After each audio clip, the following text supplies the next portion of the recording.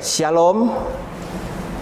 Hari ini kita akan kembali merenungkan sebuah firman Tuhan yang akan saya ambil dari Yohanes pasal 21 ayat 15 hingga ke 19, dan saya memberikan judul khotbah sore hari ini dengan judul Gembalakanlah domba-dombaku. Namun sebelum kita membaca dan merenungkan firman Tuhan, mari kita tundukkan kepala, berdoa kepada Tuhan. Kami rindukan suara-Mu ya Tuhan Yesus, sehingga suara-Mu boleh memberikan kekuatan bagi setiap pribadi kami di tengah-tengah kehidupan yang penuh dengan tekanan, sehingga lewat firman-Mu Engkau juga akan menuntun setiap pribadi kami bisa berjalan di jalan benar dan selamat yang Engkau sudah tetapkan.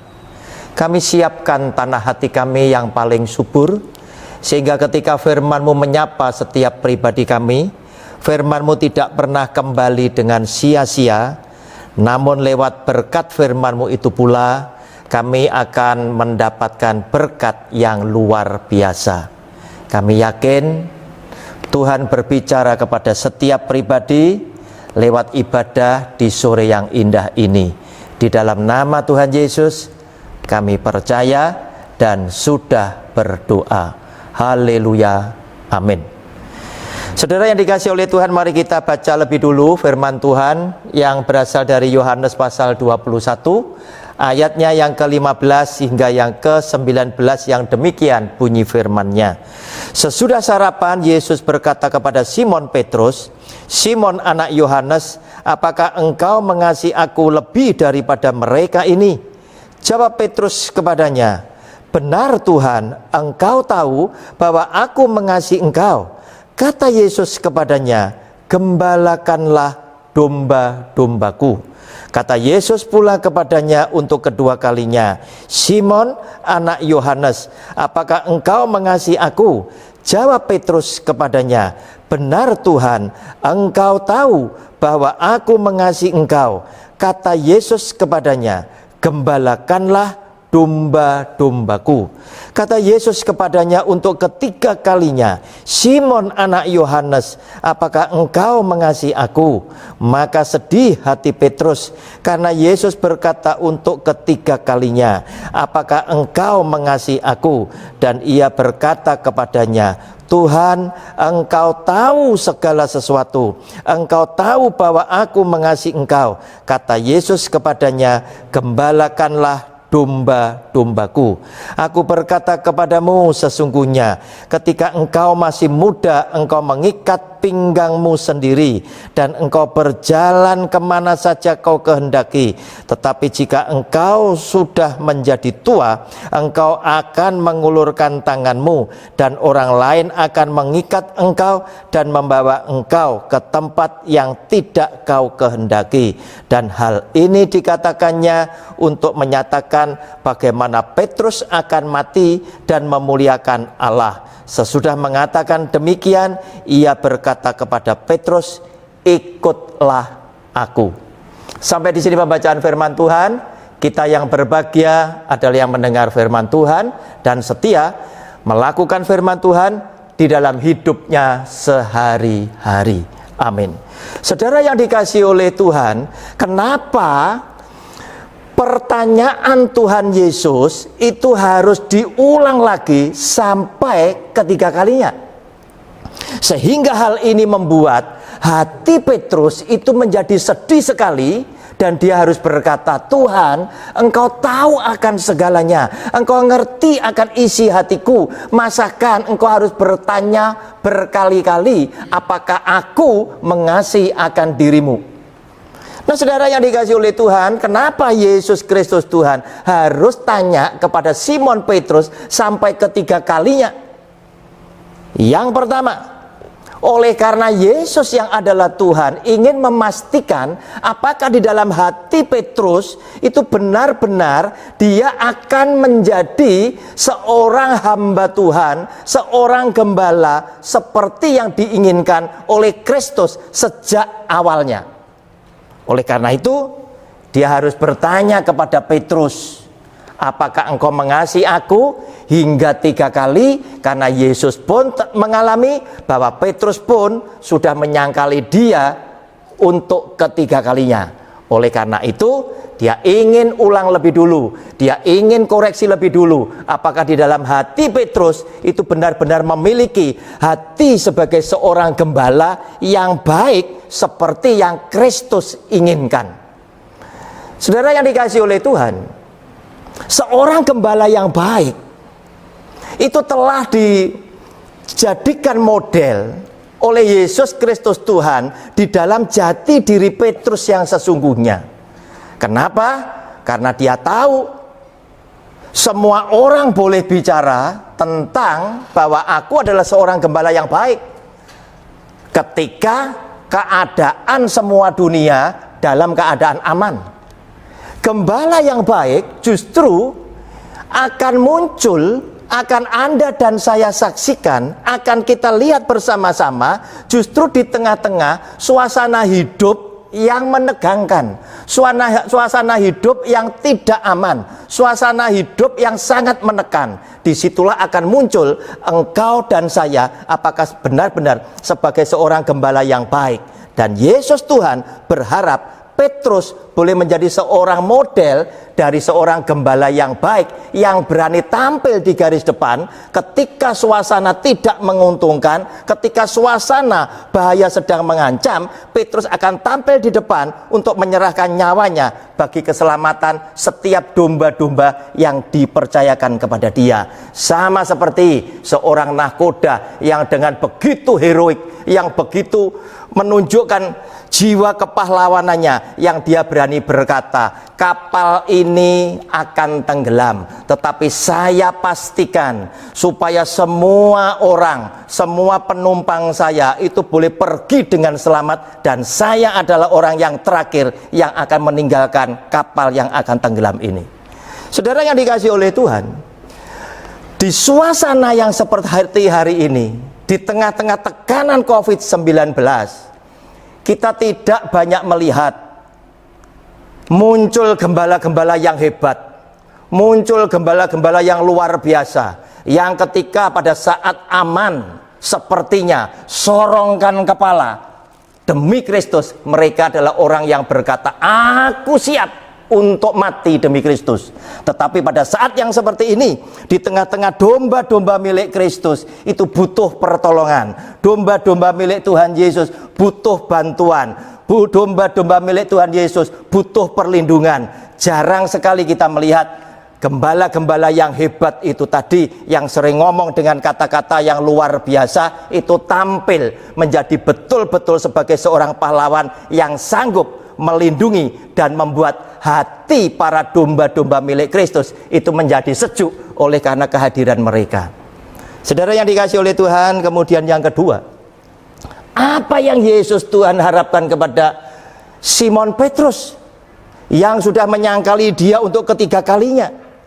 Nah saudara, cermin saudara dan saya mengasihi Kristus adalah ketika kita menunjukkan hidup yang mengasihi kepada orang lain, yang mengasihi kepada sesama yang lain.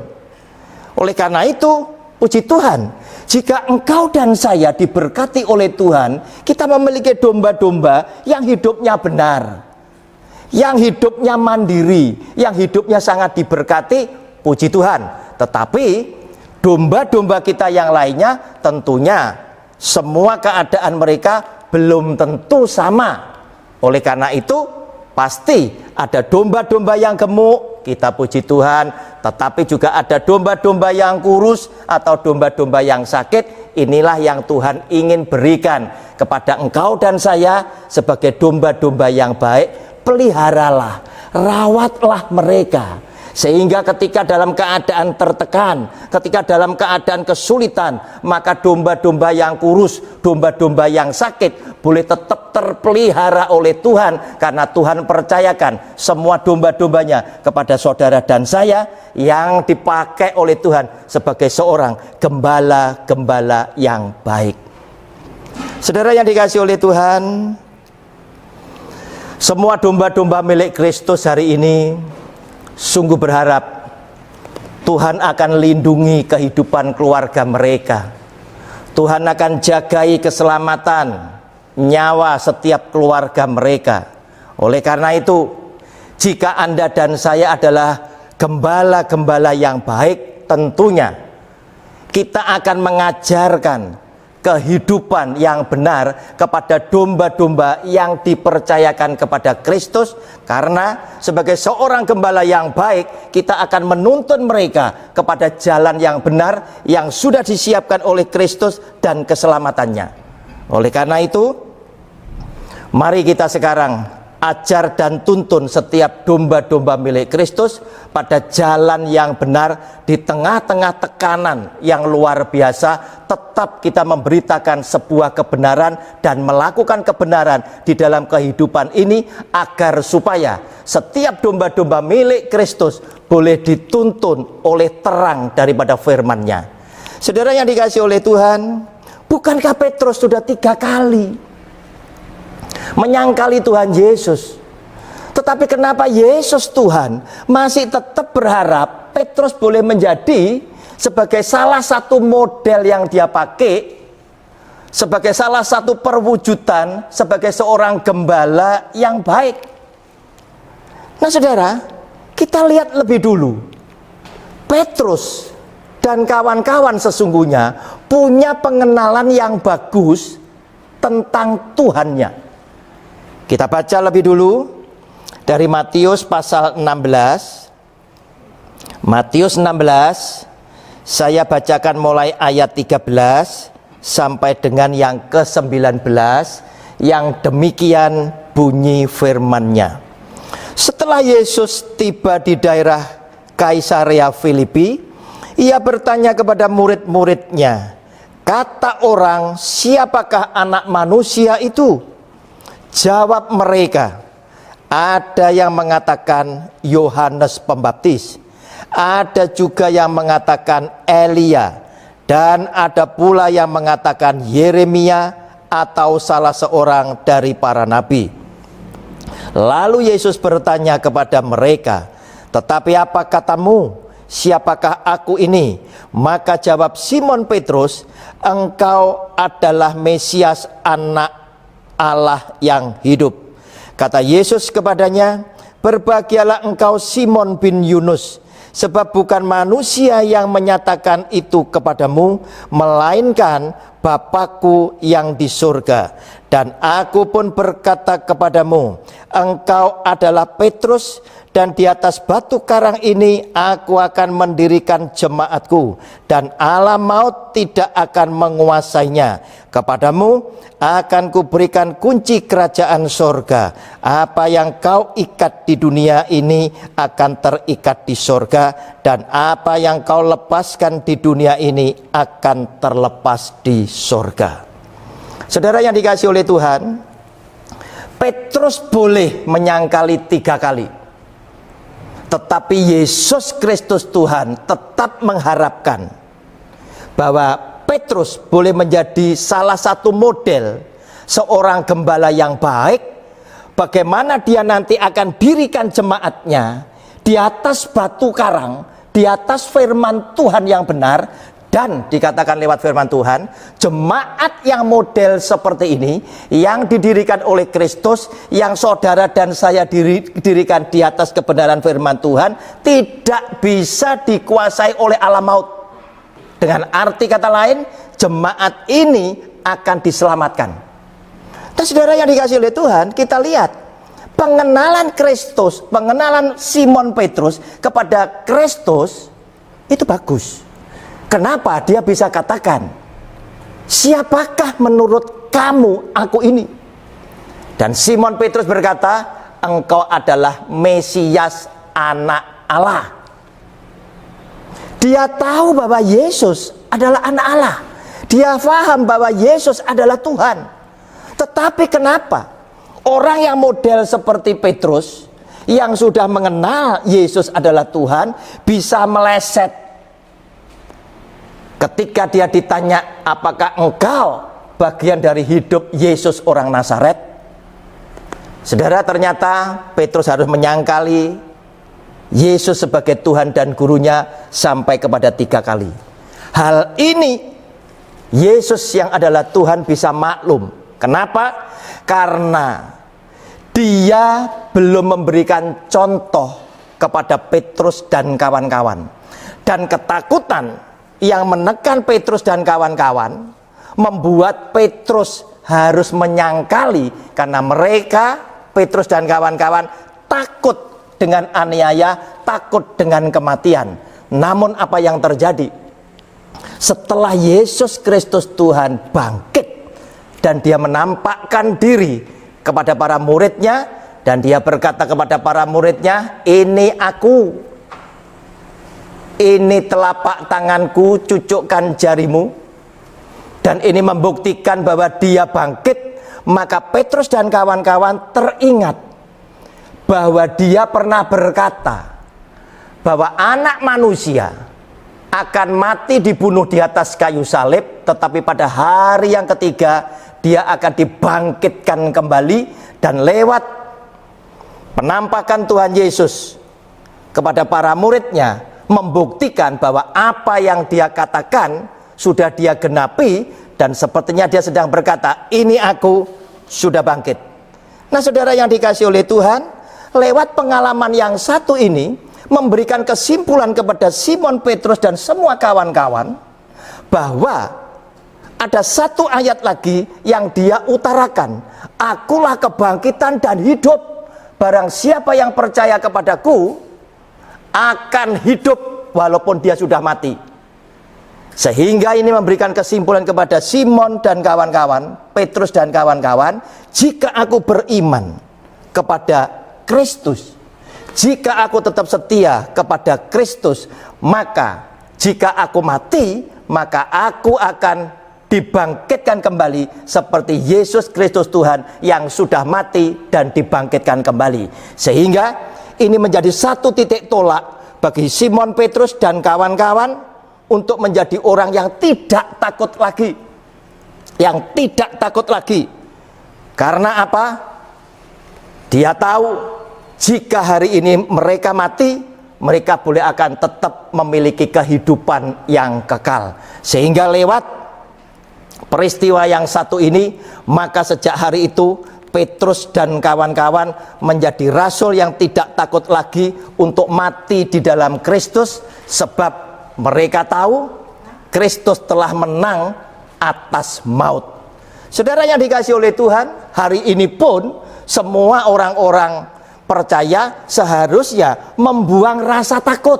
Walaupun Anda dan saya boleh tetap waspada, boleh tetap memperhatikan himbauan pemerintah, boleh tetap menjalankan nasihat daripada para medis, supaya Anda tidak tertular dengan COVID-19. Tetapi ketakutan sudah tidak perlu lagi, sebab di dalam hidup saudara dan saya sebagai orang yang percaya kepada Yesus yang adalah Tuhan, kita sudah ditebus oleh Dia, sehingga hidup yang kekal Yesus Kristus Tuhan sudah berikan kepada saudara dan saya. Oleh karena itu kita akan pulang, kita akan koreksi diri kita masing-masing. Apakah saya sudah menjadi domba milik Kristus yang sungguh-sungguh setia kepada Dia, sehingga keselamatan di dalam hidup yang kekal itu pun boleh ada di dalam kehidupan saya dan saudara sekalian. Tuhan Yesus memberkati saudara dan keluarga saya. Shalom, Tuhan memberkati. Amin.